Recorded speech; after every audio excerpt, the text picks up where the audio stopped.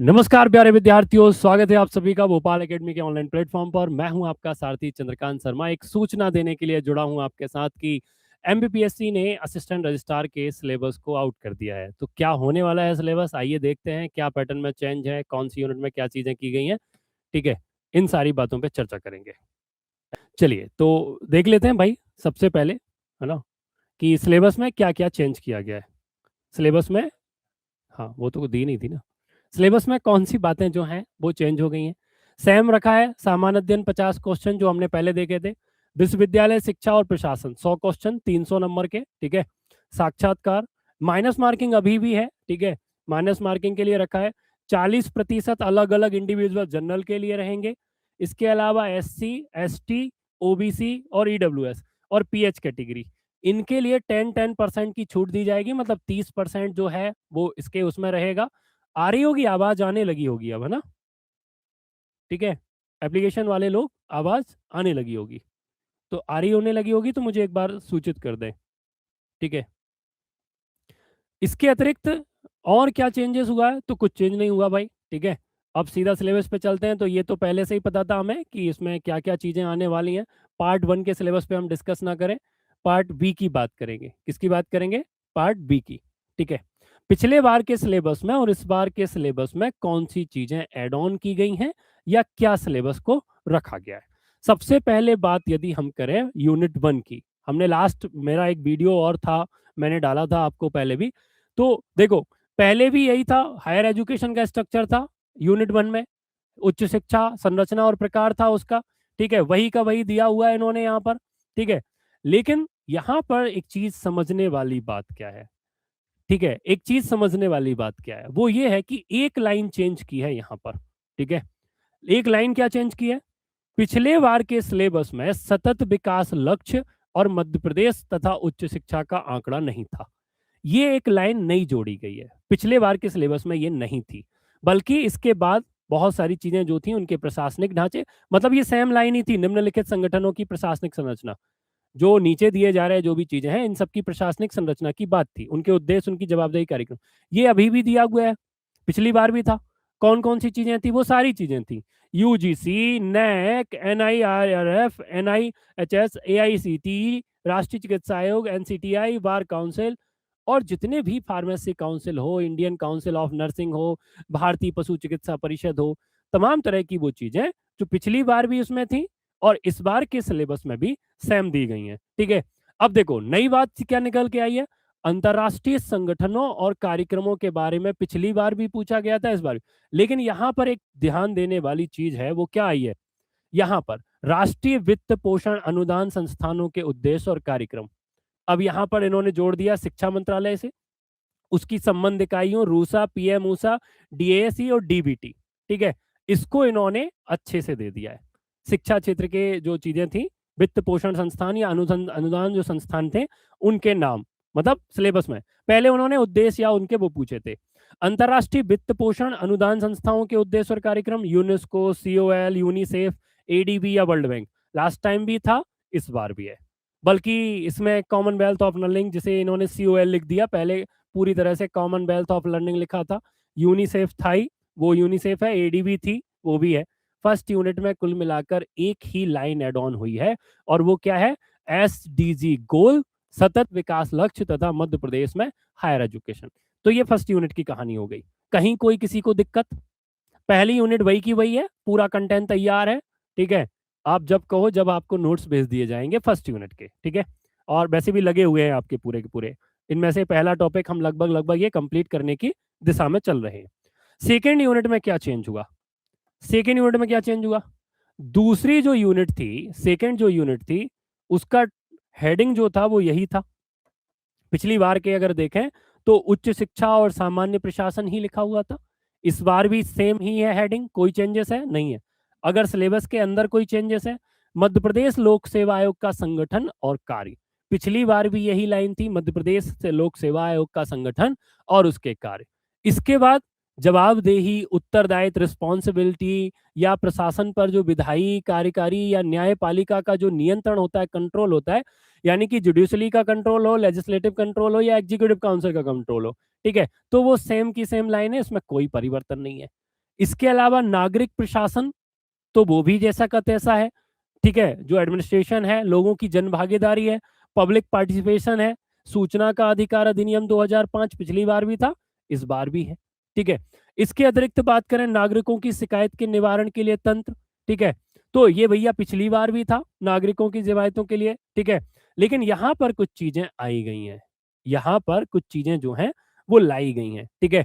जैसे इन्होंने कहा कि विशाखा दिशा निर्देश, ठीक है, एक नई चीज जोड़ी गई है, विशाखा दिशा निर्देश, ठीक है। इस बार के सिलेबस में जो नई चीज जोड़ी गई है वो क्या है, विशाखा दिशा निर्देश और रैगिंग विरोधी कानून, ठीक है। विशाखा दिशा निर्देश, ठीक है, विशाखा दिशा निर्देश, ठीक है। All India institute of management जो था उसके माध्यम से विशाखा दिशा निर्देश जो थे, है ना, इनको लाया गया था और संविधान के अनुच्छेद 14, 15 और 21 के तहत जो मौलिक अधिकारों का उल्लंघन है और अनुच्छेद 19 के 1 में जो स्वतंत्रता के अधिकार का उल्लंघन है, तो उन यो जो यौन उत्पीड़न हो रहे थे कुल मिला के ऐसा कह सकते हैं, तो उसके लिए विशाखा दिशा निर्देश जारी किए गए। क्या जारी किए गए थे, विशाखा दिशा निर्देश जारी किए गए थे।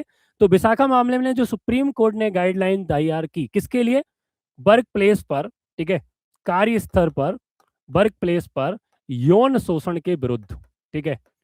यदि किसी ऑफिस में किसी महिला या किसी लड़की के साथ अगर इस तरह की हरासमेंट की बातें आती हैं, तो उन सब चीज़ों को लेकर जो सुप्रीम कोर्ट ने विशाखा दिशा निर्देश यानी कि विशाखा जो इंस्ट्रक्शन थे, 50 वर्षीय एक सामाजिक कार्यकर्ता थी भवरी देवी, ठीक है। तो भवरी देवी के साथ में बहुत सारे उच्च और प्रभावी वर्ग सील के जो लोग थे उन्होंने उनके साथ बलात्कार कर दिया था, ठीक है, जयपुर के पास में। उनका बाल विवाह भी और फिर सारी चीजें हुई, उन्होंने निवास किया था। उसके बाद से ये दिशा निर्देश लाए गए और उन सब चीजों को जोड़ा गया। तो इसको हम विशाखा दिशा निर्देश जो आए हैं उसको हम लोग बहुत अच्छे से देखेंगे और ये सिलेबस के हमारे इस बार के सिलेबस के क्या है, पार्ट है, ठीक है। इस बार के सिलेबस में इनको जोड़ा गया है। इसके अलावा रैगिंग विरोधी का दिशा निर्देश ये पहले नहीं थे, अब जोड़ दिए गए हैं। पिछली बार के सिलेबस में ये नहीं थे, इस बार उन्होंने इसको जोड़ दिया गया। तो अलग से क्या आ गए, रैगिंग दिशा निर्देश। सत्यनिष्ठा आचार संहिता पिछली बार भी थी, शिकायत निवारण अधिकारी कर्मचारी लोकपाल, मुख्यमंत्री हेल्पलाइन ये पिछली बार भी थी, सिलेबस का पार्ट थी। ओबेसमेंट इसमें था, लोक गारंटी सेवा अधिनियम पिछली बार था। तो यूनिट सेकंड में क्या चेंजेस आए हैं, किसको एड ऑन किया गया है, तो एक तो विशाखा दिशा निर्देश और एक रैगिंग विरोधी जो दिशा निर्देश थे, इन दोनों चीजों को इस बार के सिलेबस में एड ऑन कर दिया गया है। तो यूनिट सेकंड हमको इसी तरह की पढ़नी है, ठीक है। यूनिट सेकंड जो है वो हम उसी को इसी पैटर्न पे पढ़ेंगे, ठीक है। जो हमारा चल रहा था हम उसी को रनिंग करेंगे। यूनिट थर्ड शैक्षिक प्रशासन, ठीक है। यूनिट थर्ड क्या है, शैक्षिक प्रशासन, एजुकेशनल एडमिनिस्ट्रेशन, ठीक है। इसको किस प्रकार से देखते हैं हम, एजुकेशन एडमिनिस्ट्रेशन, शैक्षिक प्रशासन। शैक्षिक प्रशासन में पिछली बार सिलेबस में क्या था, पिछली बार के सिलेबस में क्या दिया था, तो पिछली बार के सिलेबस में एक लाइन लिखी थी, मध्य प्रदेश विश्वविद्यालय अधिनियम 1973, ठीक है। मध्य प्रदेश का जो विश्वविद्यालय अधिनियम 1973 था या उसके बाद के अधिनियम जितने थे, पश्चातवर्ती जो नियम थे उसके बाद में लेटर एक्ट आए, ठीक है, या उनके अंतर्गत बाद में बनने वाले जो विधान थे, लॉ थे, एक्ट थे, नियम थे, ऑर्डर थे, विनियम थे, रेगुलेशन थे, तो सारी चीजें उनके बाद बनने वाले अधिनियम या उनके बाद वाले वाले कानून या विनियम रेगुलेशन वगैरह या फिर ऑर्डिनेंस अगर कोई आया, अध्यादेश आया और उस अध्यादेश से कोई यूनिवर्सिटी का गठन किया गया, तो ये तमाम अधिनियम पिछली बार भी थे, जो हमने पिछली बार आपको नोट्स में भी दिए थे, सिलेबस का पार्ट भी था, इस बार भी वो रखा गया है, ठीक है। कॉलेजों की संबद्धता, ठीक है, कैसे कॉलेजों को महाविद्यालयों को जो है, पिछली बार वर्ड लिखा था महाविद्यालयों की संबद्धता, इस बार उन्होंने कर दिया कॉलेजों की संबद्धता। बड़े गजब तरीके से सिलेबस बनाते हैं पीएससी वाले, ठीक है ना। नियुक्तियों और अनुसंधान के संदर्भ में जो अपॉइंटमेंट होती हैं कॉलेज में, चाहे एसोसिएट प्रोफेसर की हो, प्रोफेसर की हो, गेस्ट फैकल्टी की हो, बाकी तारीख की चीजें, ठीक है। या जो रिसर्च है, पीएचडी के लिए रिसर्च हो रहा है या एमफिल का जो हो रहा था पहले, इसके लिए जो नियम विनियम जो भी आए 1973 के विश्वविद्यालय अधिनियम के अतिरिक्त भी, उन सबको हमने पिछली बार भी पढ़ा था, इस बार भी पढ़ेंगे। तो यहां तक इतना ही था यूनिट थर्ड में पिछली बार यूनिट 3 में इतना ही था। अब क्या बदला यूनिट थर्ड में, अब वो लेकर आए संकाय और अध्ययन मंडल, वीओएस, ठीक है। अब ये क्या लेकर आए इस बार, बीओएस लेकर आ गए। यानी कि इस बार के सिलेबस में यूनिट थर्ड में कुछ चीजें बदली हैं। बीओएस का गठन क्या होता है, ठीक है, बीओएस जो है ना, है ना, इसको इसको लेकर क्या आया, तो एक सिंगल प्लेटफॉर्म, ठीक है, मतलब इसको सिंगल प्लेटफॉर्म हम कहते हैं अध्ययन मंडल को, ठीक है। और ये क्या कर रहा है, तो उनके कार्य करने की क्षेत्र, कौन कौन से सब्जेक्ट पर ये लोग काम करते हैं, कौन कौन सी प्रक्रियाओं पर काम करते हैं। इसके अलावा विश्वविद्यालय की खेल गतिविधियों का संचालन, ठीक है, नया एड ऑन, नया एड ऑन, ये नया जुड़ा, ये नया जुड़ा। विश्वविद्यालय की सांस्कृतिक गतिविधियों का संचालन, ये नया जुड़ा, ठीक है। क्यों जुड़ा भैया, वर्तमान में इंडियन नॉलेज सिस्टम जो है, भारतीय ज्ञान परंपरा बड़ा मुद्दा बना हुआ है विश्वविद्यालय क्षेत्र में। और इन प्रक्रियाओं में यूनिवर्सिटियां क्या करा रही हैं, साइंस फेस्ट रख रही हैं या फिर और अदर एक्टिविटीज करा रही हैं, विज्ञान मेले लग रहे हैं, किस तरह से कराते हैं। इसके अतिरिक्त जो इस बार मुझे एक चीज बहुत अच्छी लगी इस सिलेबस में जो एड ऑन हुआ, और वो एक बहुत इंपॉर्टेंट बात इंपॉर्टेंट हुई, कि विद्यार्थियों के सर्वांगीण विकास में राष्ट्रीय कैडेट कोड, यानी कि जो एक स्टूडेंट है उसकी जो एक होलिस्टिक डेवलपमेंट है, जो उसका सर्वांगीण विकास है, शारीरिक मानसिक या बौद्धिक, इस मानसिक विकास में जो एनसीसी है या फिर एनएसएस, राष्ट्रीय सेवा योजना, तो राष्ट्रीय क्रेडिट कोड और नेशनल क्रेडिट कोड और आपका नेशनल सर्विस स्कीम, है ना, तो दोनों का, रसोया और एनसीसी, दोनों के बारे में पूछा है कि आप बताइएगा कि इनके विकास में, एक छात्र के विकास में राष्ट्रीय सेवा योजना या राष्ट्रीय जो क्रेडिट कोड है, क्रेडिट कोर है, ये इनकी क्या भूमिका है। तो ये सब यूनिट थर्ड में नया जुड़ा, ठीक है। तो यूनिट थर्ड में जुड़ने वाले बिंदु कौन कौन से हैं, एक बार फिर से देख लेते हैं अपन, जिनको अपने को अच्छे से पढ़ना है।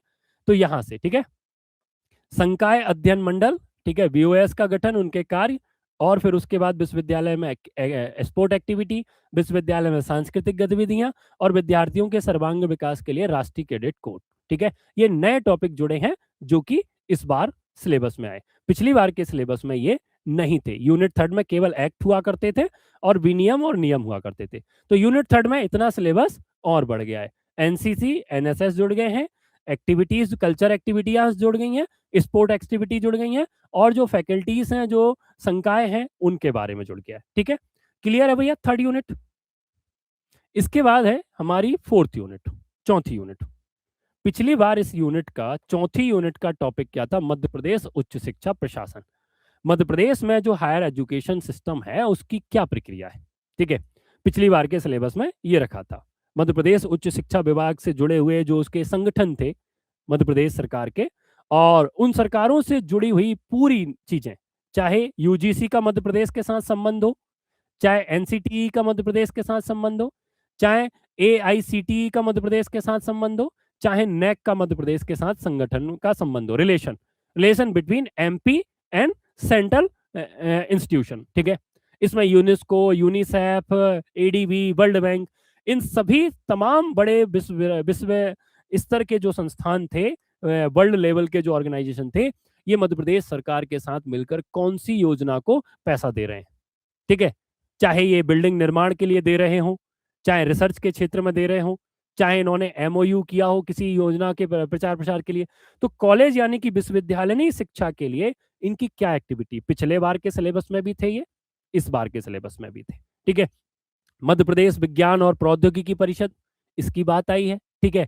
इसके अलावा वैज्ञानिक एवं औद्योगिक अनुसंधान परिषद, ठीक है, सीएसआईआर के क्षेत्रों के जो एमप्री है उसकी बात है, मैप कास्ट जो है उसकी बात की गई है, ठीक है। पिछली बार जो MP council of science and technology था उसको भी रखा है, council for scientific industrial research, ठीक है। सिपरी जो है, सीएसआईपीआर जो है उसके बारे में भी है। इसके अलावा भारतीय कृषि अनुसंधान परिषद और सूचना प्रौद्योगिकी विभाग, ठीक है, इनका मध्य प्रदेश के साथ क्या रिलेशन है, ये इस बार भी रखा है। अच्छा, यहाँ पर एक परिवर्तन क्या होगा, ठीक है, राज्य और केंद्र सरकार की छात्र कल्याण योजना है, नया टॉपिक एड ऑन होगा, क्या है, चलो नोट करके रखो। पिछली बार के सिलेबस में नई चीज क्या निकल के आई है, ये लाइन, इस बार सिलेबस में चौथी यूनिट में ये डेवलपमेंट हुआ है, ठीक है।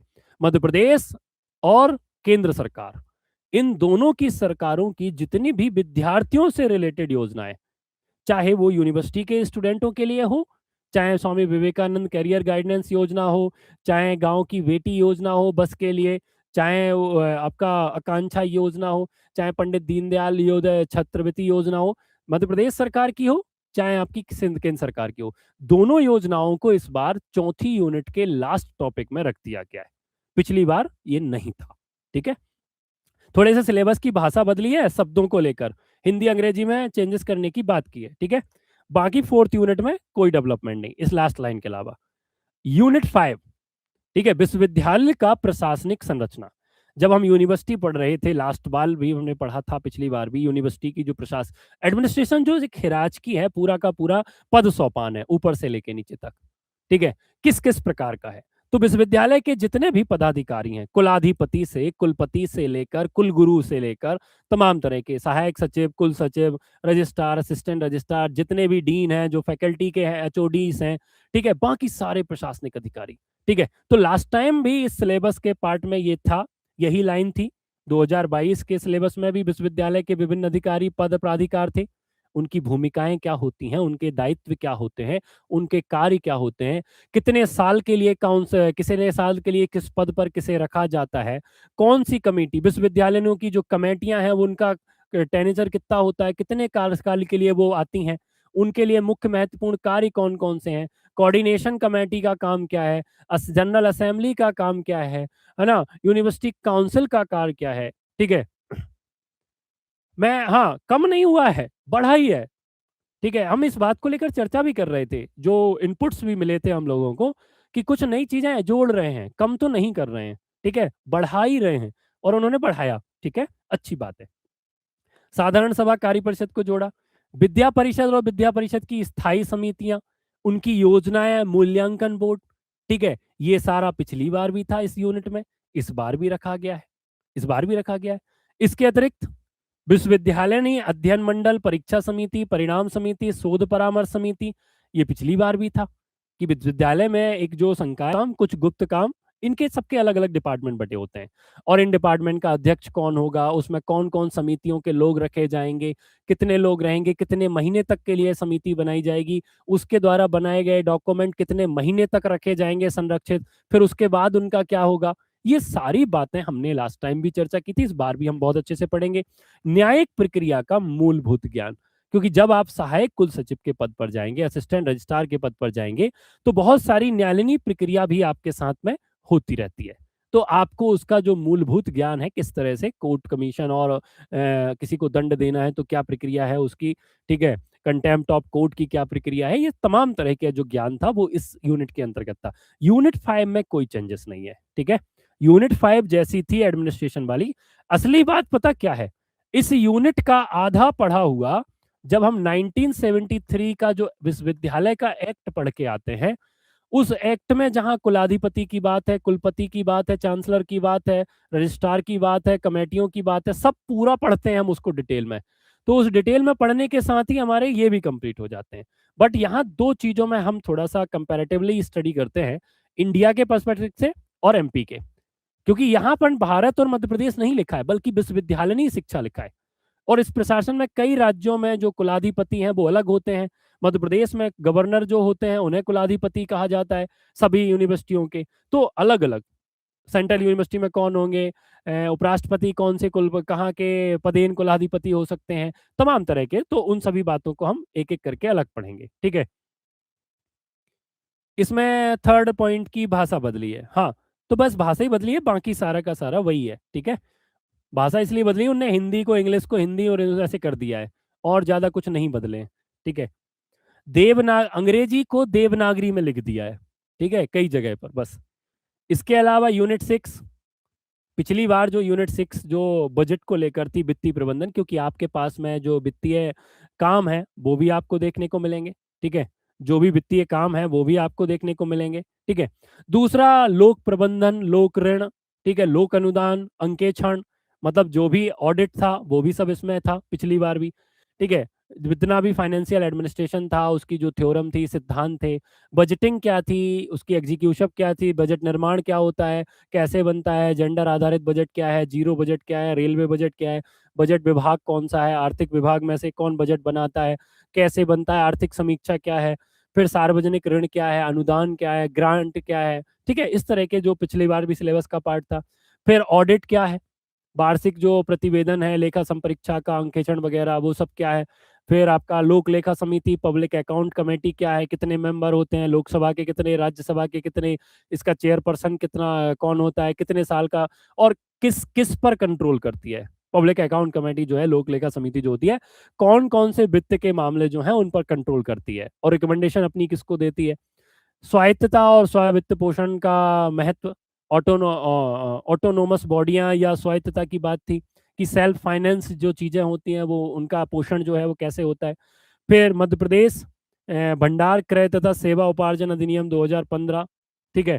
अभी 2022 में इसमें चेंजेस हो गए हैं, तो यथा संशोधित 2022 लिख दिया उन्होंने, ठीक है, अमेंडमेंट के साथ में। 2015 का आया था ये मध्य प्रदेश में, ठीक है। जो भी चीज़ें खरीदी जाती हैं या बेची जाती हैं सरकार की तरफ से, क्रय और भंडारण सेवा उपार्जन अधिनियम, उसमें 2022 में कुछ चेंजेस आए, 2-3 धाराओं में परिवर्तन आया, तो वो 22 के साथ में हम इसे पढ़ लेंगे। मतलब पिछली बार हमने केवल 15 तक का पढ़ा था, 2022 के लास्ट में ये चेंज हो गया था, ठीक है, तो इसे पढ़ लेंगे। यूनिट 7 लास्ट टाइम भी जो थी वही की वही यूनिट है, ठीक है, यूनिट 7, ठीक है।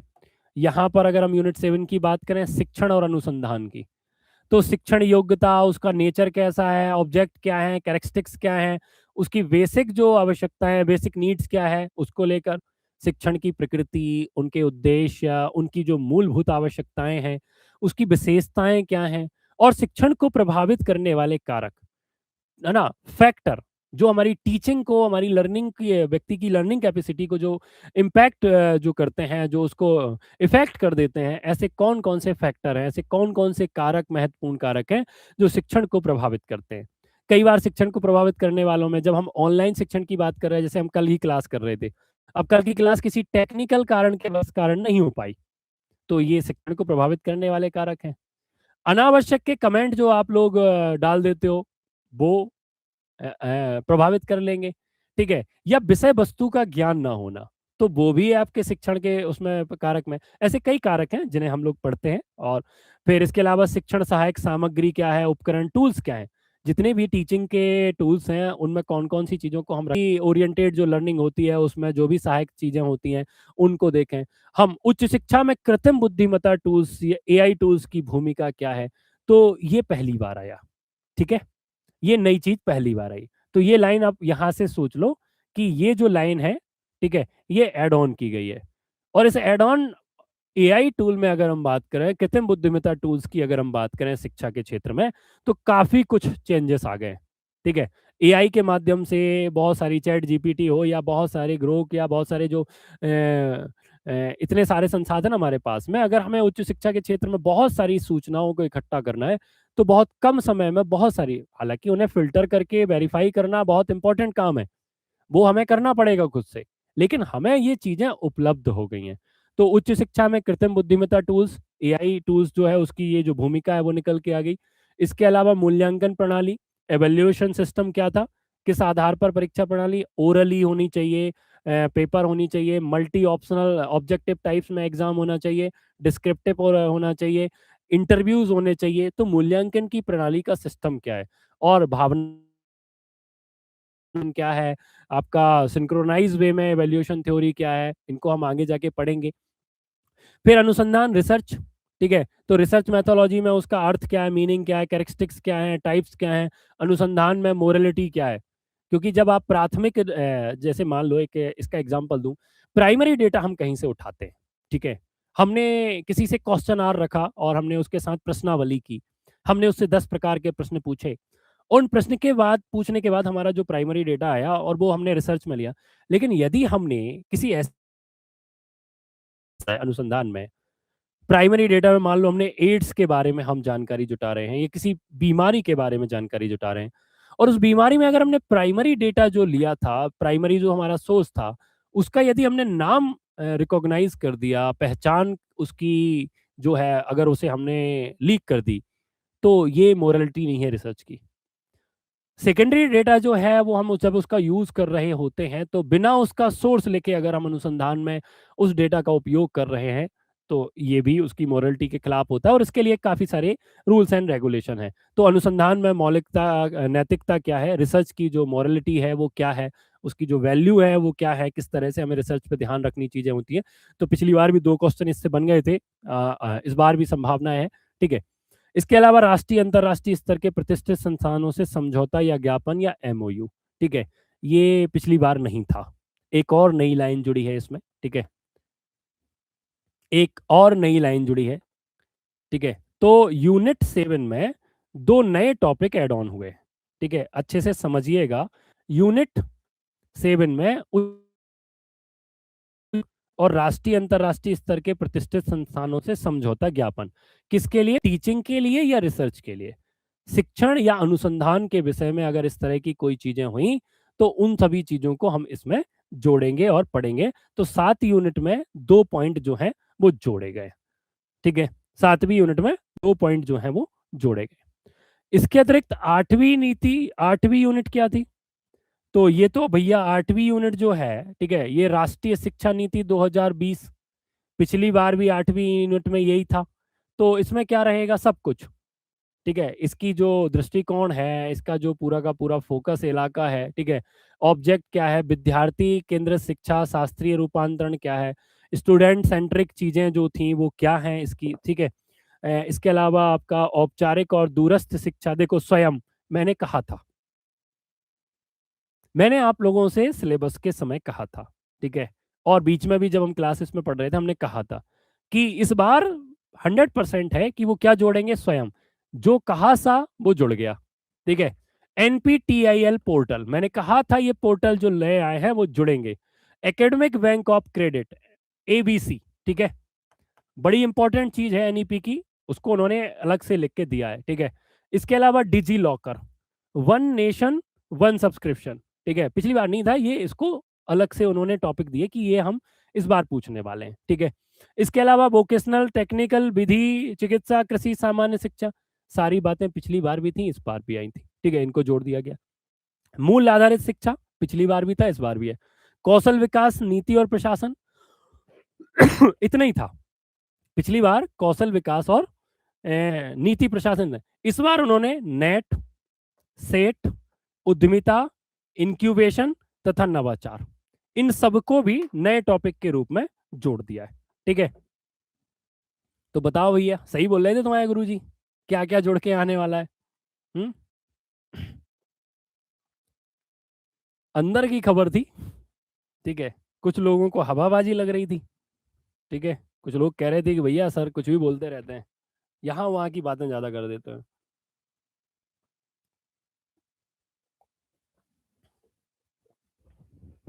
चलो, तो ये यहां से पूरा का पूरा नया जुड़ा है। ठीक है, तो इनकी पूरा सिस्टम देखेंगे हम, नेट का, सेट का, उद्यमिता का, एंटरप्रेन्योरशिप का, इंक्यूबेशन का, ठीक है, नवाचार का। तो ये 8वीं यूनिट के चेंजेस हैं। ये क्या है? 8वीं यूनिट के चेंजेस। 9वीं यूनिट में क्या था? 9वीं यूनिट में इस बार क्या हुआ? 9वीं यूनिट में कौन कौन सी चीजें ये लेकर आए? ठीक है, मध्य प्रदेश उच्च शिक्षा और नियामक आयोग, ये पिछली बार भी यही हेडिंग थी, मध्य प्रदेश और रेगुलेटरी कमीशन। ठीक है, कौन कौन से?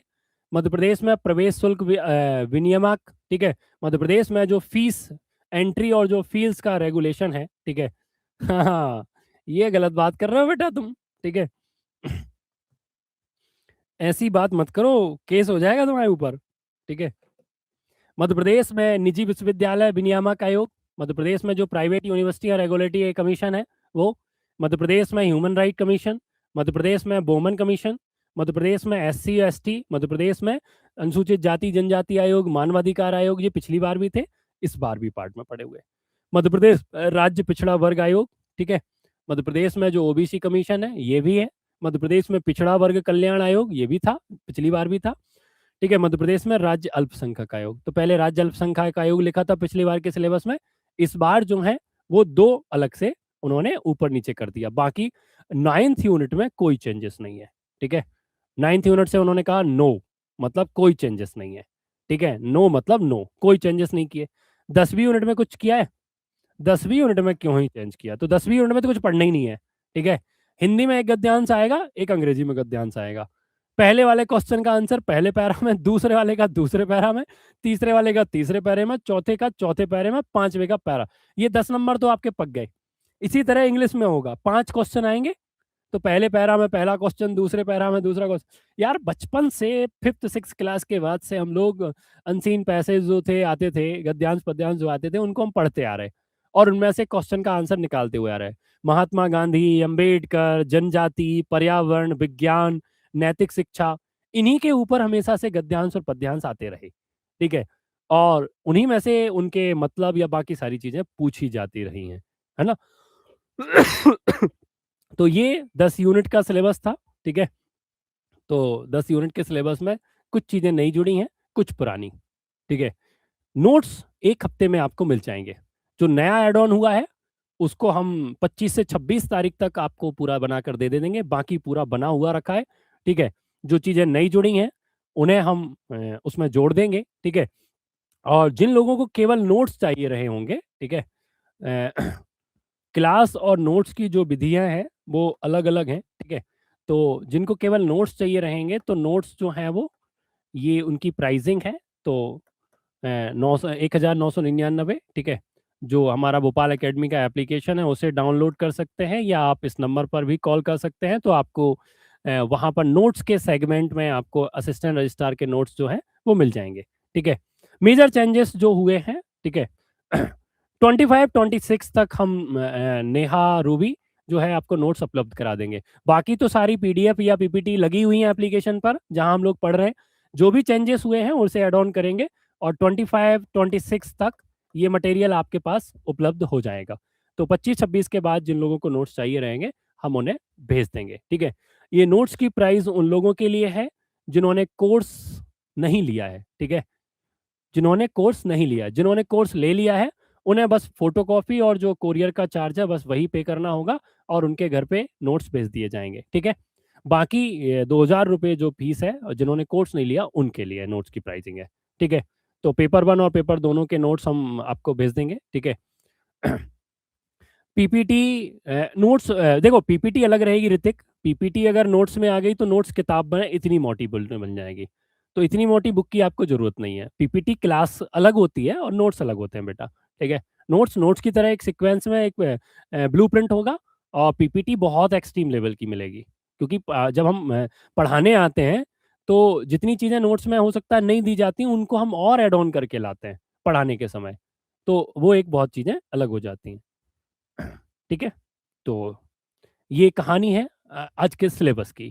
ठीक है ना, ये सिलेबस आ गया है और अब हमारी रणनीति जो इसी सिलेबस पर है, हम इसी सिलेबस को लेकर आगे बढ़ेंगे। ठीक है, तो इसमें हमने जो फर्स्ट यूनिट अभी स्टार्ट की है, ठीक है, फर्स्ट यूनिट में हमारा जो पहला टॉपिक है वो हम कंप्लीटिशन की ओर जा रहे हैं। ठीक है, पहला topic structure and mode of higher education, ये लगभग लगभग हमारा खत्म होने वाला है। ठीक है, तो 1 या 2 क्लास और इसकी लगेंगी और खत्म हो जाएगी। ठीक है, अब देखो यहाँ पर एक चीज और देखना। ठीक है, कि जो सस्टेनेबल डेवलपमेंट गोल है, ठीक है, and MP higher education, MP के हायर एजुकेशन के साथ एसडीजी के गोल के कौन से लिंक जुड़ रहे हैं वो तो ठीक है, लेकिन SDG goal paper 1 unit third part be economic वाला पार्ट उसके साथ भी जुड़ा हुआ है। तो हम इसको ऐसा पढ़ेंगे कि उसको पेपर वहां भी पढ़ लेंगे, इधर ही पढ़ लेंगे, बार बार रिपीटेशन नहीं करेंगे, एक ही जगह हम पढ़ लेंगे। 2 टॉपिक 2 जगह अलग अलग पढ़ा हुआ है। ठीक है ना, और जब हम ये सारे एडमिनिस्ट्रेशन चीजें पढ़, जितने भी इंस्टीट्यूशन है, ठीक है, तो इनके लिए जो अगली यूनिट है जहां एमपी का इनके साथ रिलेशन है, ठीक है, यूनिट नंबर 4 और यूनिट नंबर 1, इनको पैरेलल ही हम लेकर चलेंगे दोनों यूनिट को। ठीक है, यूनिट 4 को, ठीक है, और यूनिट 1। तो जहां हम देखें, जैसे हमने एआईसीटी पढ़ा, तो एआईसीटी को हम पूरा पढ़ेंगे उसके स्ट्रक्चर को। साथ में एआईसीटी का मध्य प्रदेश में क्या है, उसका रीजनल कोई ऑफिस है, कौन उसका चेयरपर्सन है, क्षेत्रीय कार्यालय कहाँ पर है, किस जगह मुख्यालय है उसका, कब स्थापित हुआ, मध्य प्रदेश के जो टेक्निकल चीजें हैं उनके ऊपर एआईसीटी का कंट्रोल है, तो कौन कौन सी यूनिवर्सिटियां उसके अधीन आ रही, ऐसे करते हुए हम चलेंगे। तो एक स्मार्ट स्टडी होगी और बहुत रिलेवेंट होगी, हम बहुत सारी चीजों को जोड़कर चलते हुए पढ़ेंगे। ठीक है ना, ठीक है ना, तो ये पूरी प्रक्रिया रहेगी। ठीक है, जिनको सिलेबस बहुत जल्दी कंप्लीट करना है तो उनके लिए पिछली बार का जो रिकॉर्डिंग मटेरियल है वो मैं एप्लीकेशन में ऐड ऑन करा देता हूँ। ठीक है, तो आप एक बार, आपको जो यूनिट पहले पढ़ लेनी है आप पढ़ लो, ठीक है? वो एक मतलब उसकी कोई फीस-वीस नहीं है, वो सीधा आपके लिए अवेले लेकिन जो लाइव क्लास होंगी इस बार, वो बहुत एडवांस लेवल पर जा रही हैं, तो आप रिकॉर्डिंग ज़रूर देख रहे हो लेकिन लाइव क्लास ज़रूर आकर देखना। मेरी आप सभी को यही सलाह रहेगी, ठीक है? तो ये सिलेबस का पार्ट है, ये सारी प्रक्रिया है। और किसी को कुछ पूछना है क्या? और किसी को कुछ पूछना है क्या?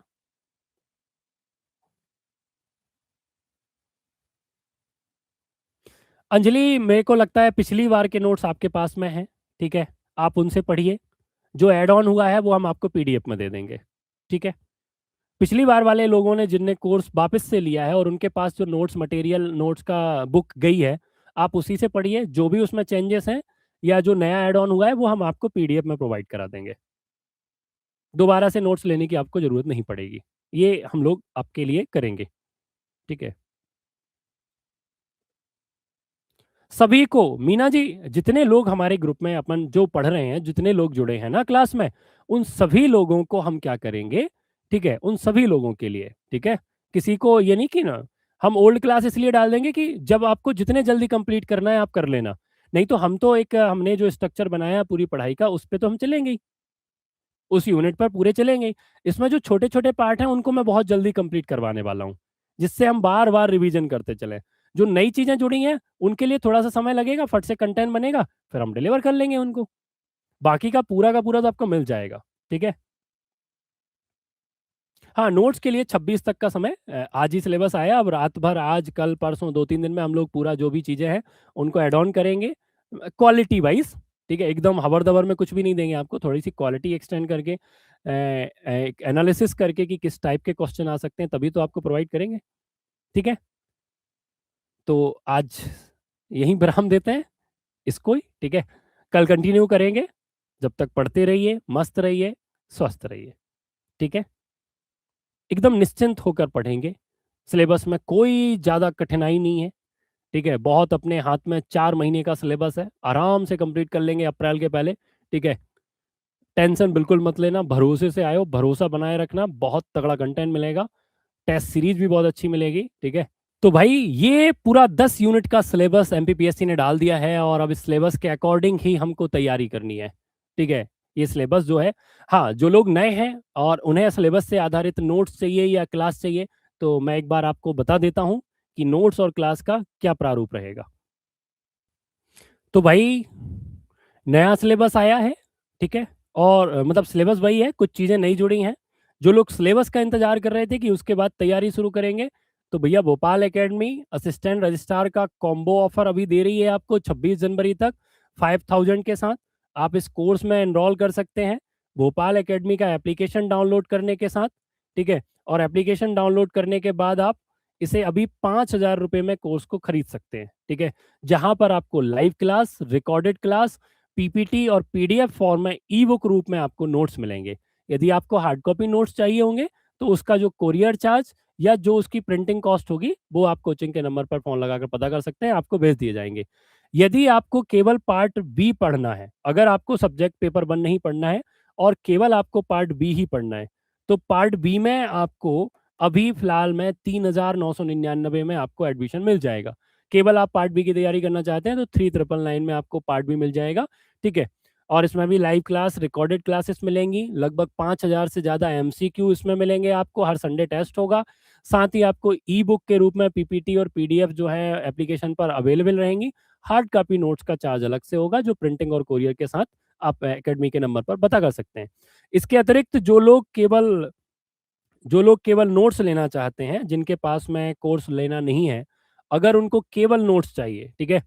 तो ऐसा नहीं जो क्लास नहीं कर रहे हैं, उनके लिए भी व्यवस्था है कि जो लोग कोर्स नहीं ले रहे हैं और केवल उन्हें नोट्स चाहिए, तो आप 1999 में पार्ट बी और पार्ट ए के दोनों के नोट्स आप मँगा सकते हैं आपके घर पर कोरियर के साथ में, ठीक है? इसके लिए आप भोपाल अकेडमी का एप्लीकेशन डाउनलोड कर लीजिए। वहाँ पर नोट्स सेगमेंट में आप जाएँगे तो आपको नोट्स अवेलेबल हो जाएँगे या फिर आप 9111444980 पर कॉल करके भी अपने नोट्स ऑर्डर कर सकते हैं।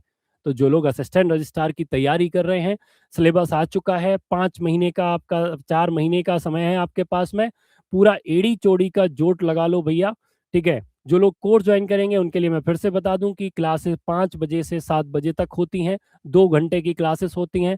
मंडे टू फ्राइडे क्लास होती है, सैटरडे को छुट्टी होती है और संडे को 9 बजे टेस्ट होता है। तो टेस्ट में मंडे टू फ्राइडे हम जो भी पढ़ा होते हैं वो हम लोग पढ़ते हैं, ठीक है? चलिए, तो ये आप अगर कोर्स से के साथ में संबंध में और भी कोई जानकारी चाहते हैं तो नीचे दिए गए नंबर पर या फिर भोपाल एकेडमी का एप्लीकेशन डाउनलोड कर डेमो क्लासेस या बाकी सारी चीज़ें देख सकते हैं। पढ़ते रहिए, मस्त रहिए, स्वस्थ रहिए। शुभ रात्रि।